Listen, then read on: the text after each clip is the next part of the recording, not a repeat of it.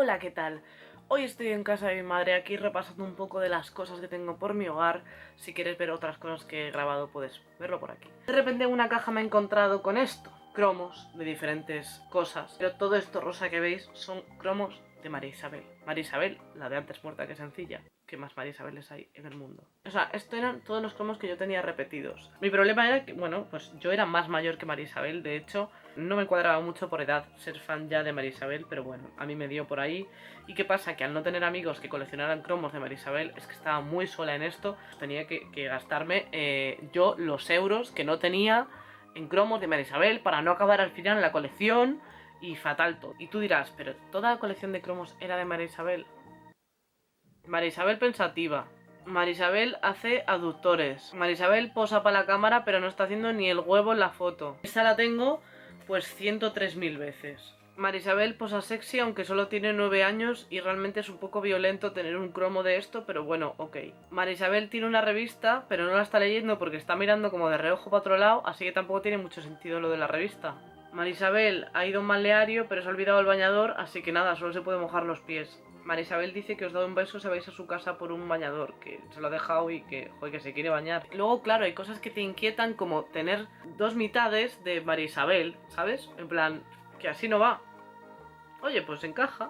Y aquí está en plan, señor, pero que no toco el piano. Y el fotógrafo en plan, calla niña, que tenemos que rellenar un álbum entero. Cuando te haces la foto y se te olvida quitar el zoom. Cuando alguien te dice, ay, te robo la nariz y te lo hace de verdad y no tienes nariz y bueno. Está en Euro Junior que debería llevarlo en la cartera, en plan estampita, porque esto es historia de España. Carlos Lozano, antes de entregar su vida a la noche, esta foto que yo de verdad solo puedo pensar en el señor este que le han dicho, oye, ponte para las fotos del álbum de la niña, anda. Ay, espera, que la cosa mejora. El señor siendo un cromo, o sea, ha cumplido mi sueño. El señor que no puede valorar más su vida, ¿eh? O sea, debe estar en su mejor momento como señor.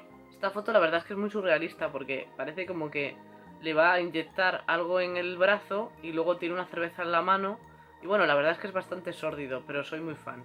Ella firmando su propio disco con las diademas estas que te ocupaban toda la cabeza. Ella pensando si María Isabel es con H o sin ella. Ella posando con la señal de tráfico de que ahí está su pueblo, me parece muy grande. Y ojalá yo posando con una de Oleiros. Para ella posar con una cosa inanimada no es frontera y ella es capaz de posar con el pulgar para arriba hasta con un jersey. Ella un día que intentó suplantar a Beth de OT2 y no le salió bien del todo.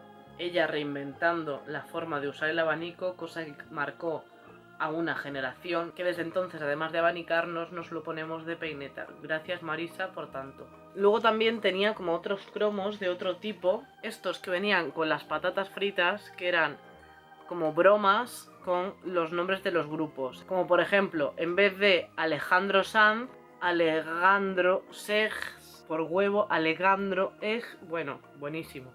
Bleg Egg Peace, la verdad es que es muy bueno este. Hueval en vez de Bisbal. Megendi, Frank Webera, o sea, es buenísimo, buenísimo, buenísimo.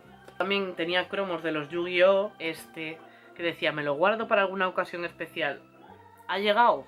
Pues no. Tenía este que era como más grandecito. Pues yo era muy fan de Yu-Gi-Oh! Y de repente pues tenías unas piernas. Pues también coleccioné cromos de Shin-Chan, pero vendí la colección. Vendí la colección en un mercadillo que hice con el colegio, una cosa así.